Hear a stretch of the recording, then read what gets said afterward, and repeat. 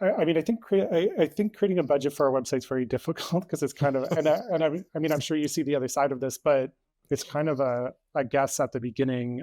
It's kind of how much money do we have? Mm-hmm. How much money can we put towards this? Um, I think too, in creating a budget, it's probably a good idea to, like a home renovation or anything else, to expect there to be more, and not just because a vendor would just randomly charge more, but just because as you get into the project, it's like, oh, we need to do this extra piece or this. Once, like a house, once you have everything ripped out, it's the time to reinstall that extra electrical or whatever, that sort of thing. So in our case, like I think it came up that we didn't have any sort of user testing built in at the end phase, and as we went through, there were requests even amongst our people who were following the process to add that in, and then we did add that in, and it was beneficial that we did that for sure.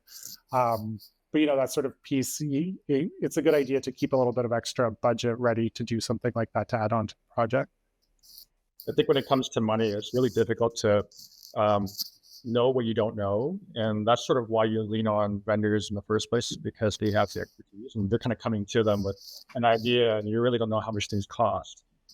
Which is why I think the planning process, that scoping process at the beginning, the more kind of narrow you can make it, and the more detailed you can make it, the better ideas a vendor will have in terms of what they will need to produce. So just so you're not completely guessing, it's a good idea if you have, colleagues who have just gone through a similar process and they're willing to share a budget. If you can ask around and sort of see, okay, their site costs this and that sort of thing, and then you're going into it with a bit more knowledge.